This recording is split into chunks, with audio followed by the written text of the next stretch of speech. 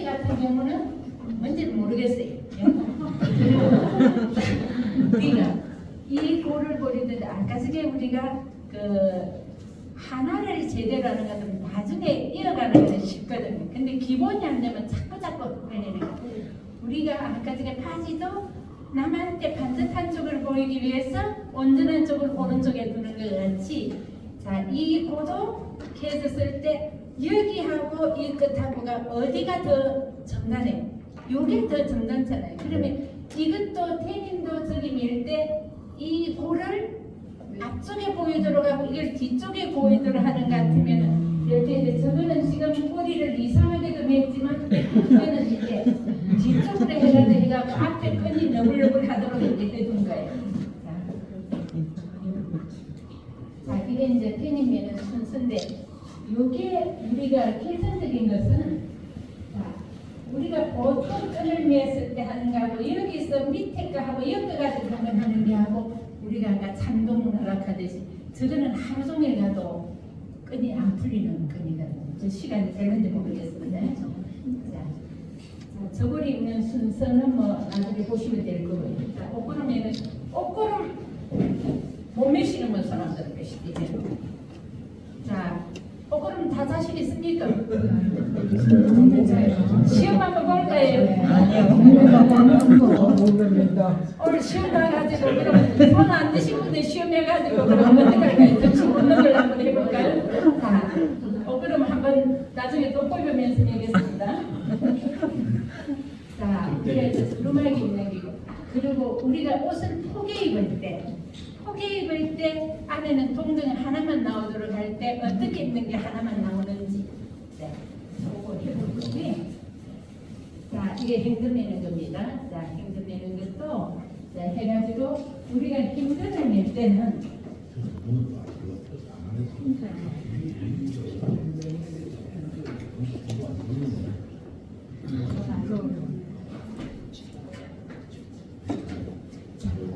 우리가 행전을 보면은 행전이 이렇게 생겼어요. 이렇게 생긴 게, 요거는 발목 부분은 행전을 매는 이유는 평상복에서는 행전을 안 맵니다.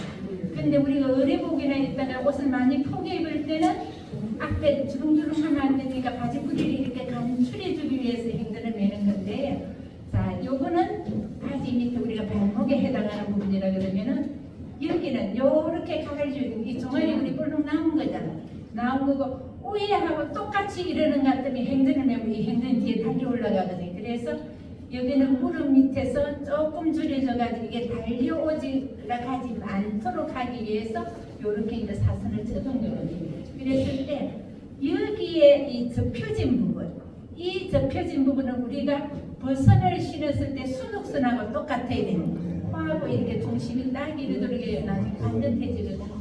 자, 이건 그 모습이고, 자, 이렇게 해서 안쪽에다가 이렇게 해주고, 끈을 매고 나는 것 같으면 아까 전에 선생님 말씀한 대로 데님끈이 밟혀서 안 하려고 그러는 건데, 이것도 역시 걸려서 풀어질 수 있으니까 끝을 자, 안에다가 넣어주는 것 같으면 이게 걸리지를 않는다.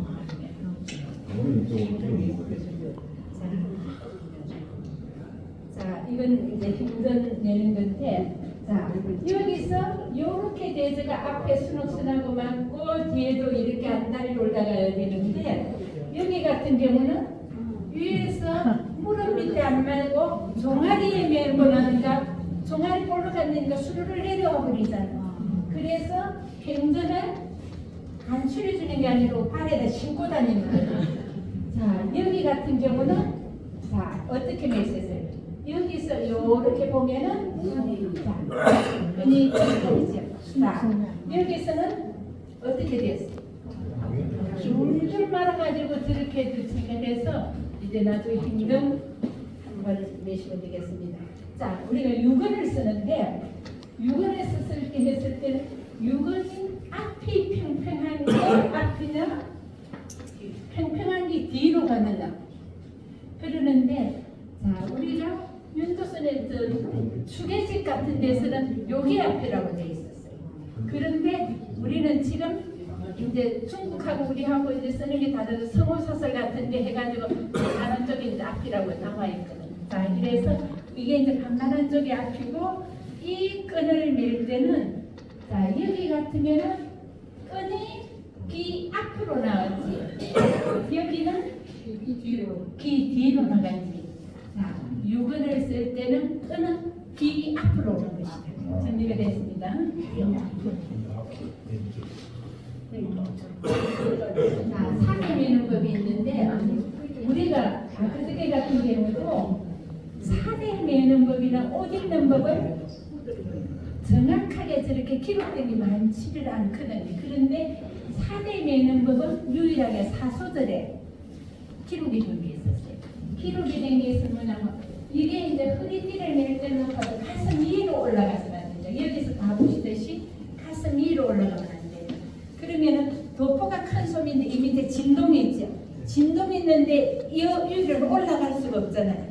그 대신에 이게 밑으로 내려가서 흘러내리면 안 되거든요. 그래서 자, 가슴 위로 올리면서도 안 되고 낮아도 배꼽까지 이렇게 내려와가지고 내려와도 안 되고 그 다음에는 졸라매지도 않고 이게 가슴이 너무 압박을 받도록 그렇게 해서도 안 되고 맺는 부분은 호를 내고 자, 두 가닥 길이를 끝머리를 같이 하라고 했어요. 그런데 가끔 보면은 자, 요걸 시간이 그러네요. 자, 이렇게 해가지고 보면은 이 끈이 서말을 보시면 이 끈을 맸을 때는 자, 위치는 가슴 중앙에 당중에가 판소리 같은 데 보면은 이게 이제 끈을 당중에 매고 가거든. 가슴 가운데 맨다 그러거든. 자, 이래서 이거는 가운데 같으면 요즘 같으면 옷구름 위에 있지. 그러면은 진동하고 요렇게 선이 맞아지는 거예요. 자, 그 위에는 올라갈 수가 없으니까 자, 이만큼 돼지고 이 두 끝은 똑같이 두 끝은 길이가 같아야 돼. 그런데 어떤 데는 이렇게 해서 그러면은 아, 선생님 그 끈 길이가 조금 다른데 무슨 의미가 있습니까? 이제 제가 그렇게 이제 조금 다를 수가 있으니까 묻는 것 같아요. 아, 선생님 그걸 모르세요. 그거는 음장의 의미를 둔 겁니다. 음장의 의미를 둔다. 이 끈은 음장의 의미를 두는 게 아니거든요. 두 개가 같아야 되는데 잘못 이해를 하시고 음량의 부분을 한다고 하나는 기르고 하나는 자르게 한다 그러는데 아니다. 두 끝은 같아야 된다. 그리고 이 길이는 자, 여기는 우리가 이 끈이 길다고 이게 끈이 길다고 허리에 두 번씩 세 번씩 감는 경우도 있죠. 절대 그건 아닙니다. 절대 그건 신인은 입으면은 이걸 두 번 감는다 하는 게 나오거든요. 이건 사대가 아니에요. 포백인데. 그런데 이 사대는 아무리 길어도 두 번을 돌려 감는 게 아니다. 길이가 길면은 여기서 밑에를 빼가지고 줄을 자르면 되거든. 그래서 그리고 코를 냈을 때 코가 너무 이만큼 내려온다 그러는 것 같으면 그렇게 너무 걸리서 안 되거든. 한 번 정도만 치면 되는데 선생님 길이가 좀 길대요. 조금 자를까요? 아니, 그는 길어야 되잖아요. 근데 그 긴 거하고는 너무 길면은 활동하기 불편해. 자, 그래서 이거를 두 번 돌려가는 건 절대 아니고요. 그 다음에는 옷구름 위에 된다. 그리고 산의 길이는 포의 길이. 이게 이제 우리가 어떤 옷을 어떤 자리에서 입는 마다 다르다고 했는데요. 이 옷을 보면은 우리가 풍속 가가지고 기분 좋아가지고 술 한잔 마시고 이렇게 풍류를 즐길 때는 이걸 이만큼 줄로 들리가고 이만큼 늘어지게 이래가지고 메고 있는 풍속화들이 있거든요. 그러지만 우리가 정자를 하고 있을 때는 당중에 해가지고 이게 포의 길이를 아무래도 넘으면 안 돼. 그래서 우리가 석전이라든가 집사를 할 때 이 줄이 너무 길게 내려오는 것 같으면 절하고 할 때 발표에서 문의를 나거든요.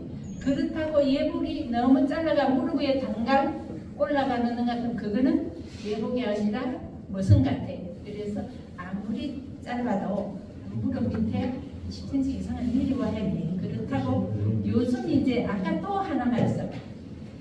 옛날에 우리는 두루마기를 입으면 도포를 어떤 옷 위에 입어야 되는 아까 되게 기본복시 위에 입어야 된다 그랬지. 그러면 두루마기 위에 도포를 입는 거예요. 그러면 두루마기 길이가 얼마만큼 되냐면 종아리 길이거든요.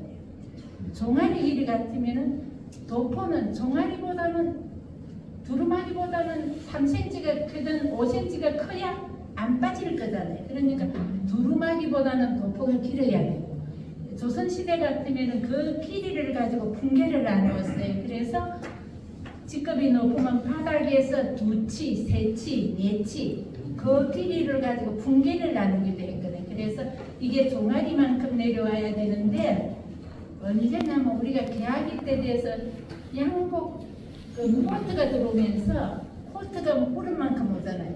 무릎이 오잖아요. 그러니까 긴 두루마기가 걸린다고 자꾸 올라가고 무릎만큼 올라온 거예요. 우리 도포도 사실 성균관에서 같은 경우도 도포 길이를 무릎 밑에 오는 거를 종아리만큼 오는 데가 7, 8년 걸렸거든요. 그 한번 바꾸기 굉장히 어렵거든요. 그래서 개념적으로 정리할 때 이 옷은 어떤 옷 위에 있는 거냐, 어떤 옷하고 입을 거냐 하는 걸 먼저 아시는 것 같으면은 이제 아주 배가 산으로 올라가는 일은 없을 거예요. 그래서 여기도 보시듯이 요렇게 해서 여기서 정광수 장관 같은 경우는 체격이 조금 있으신데 우리가 있는 도포가 길이가 이만큼밖에 없었어요. 조금 더 길었으면 됐습니다. 그때 이 두루마기가 좀 길어서 두루마기 웃으셨거든요. 자, 그리고 자, 지금 한영 스님 전에 전리운동 하시던 선생님은 선생님 도포예요. 방속하지. 자, 이런 스님들도 스님이 가진 도포입니다. 그래서 기본 복식에서 하는 거고 여기 같은 경우도 평상적으로 예복을 이 스님은 그 경운궁 같은 데서 주례도 많이 쓰고 그러세요. 그러시는 것 같으면 언제든지 갓을 쓰세요. 갓을 쓰시기 우리가 예복을 입었을 때는 하신다고 그러고 자, 여기서 같은 경우도 선생님이 하시는데 여기 또 하나 눈여겨보시면 이 사대의 색깔이죠. 사대 빨간색하고 파란색하고 어느 색이 더 예쁩니까? 어디가 더 표가 잘 나고 좋을까요? 빨간색은 그럼 먼저 본 사람 빨간색 예쁜 거 하면 되죠. 그런데 사실 이 사대색이 풍계를 나누는 풍계를 나누어서 우리가 제대로 보면 양상간 이상 그 정도 돼야 이 홍색을 내고 나머지는 청색을 내고 우리가 상을 입던가 하는 것 같으면 흰색도 내고 검은색도 내고 또 사대를 보는 것 같으면 우리가 공직에서 내것이가 나중에 계시는 거 보면 색깔 진한 색도 여러 가지 내시는 도 있어요. 자, 그렇지만 우리 안에서 의사가 안에서 있는 것 같은 다 부분은 못하고 이제 분개도 못하니까 자, 우리가 당상간 이상쯤 되신다 그러면은 스케일센터 흥간 정도, 뭐 칸나미 정도, 위에서 임원 정도 되시면은 홍색을 내도 무난하시고 이제 밑에 같으면은 청색을 내야 되는데 언젠가는 그런 일이 있어요. 이제 이 동네에서 옷을 이렇게 쭉 걸어놨으니까 집사사들이 와가지고 이게 예쁘거든요. 먼저 밑에 집사사들이 빨간 거 매시는데 딱 숫자 맞춰놨는데 근데 나중에 거기서 이제 옷이 가고 축가는 뭘 어떻게 옷을 한번 갖춰 입어야 되는데 뭔가 청사대밖에 없는 거예요. 그래서 집사사는 빨간 거 메고 있고 위에 흥가는 파란 거 메고 있고 그래가지고 이제 그런 게 있는데 그런 걸 우리가 넘치는 것보다는 조금 모자라는 게 오히려 낫는데 그 순서로 바꾸고 나는 것 같으면 좀 어렵죠. 그래서 기본적인 것만 좀 이해를 하겠습니다. 자, 그럼 모델은 이제 누가 시키니까 모델하고 내가 옷을 좀 입혀봐서 좀 안다고 생각되시는 분 두 분 하고요. 내가 모델 한번 해보겠다 하신 분 남자쌤 또 두 분 하고 여성 중에서 옷을 내가 입히는데 사실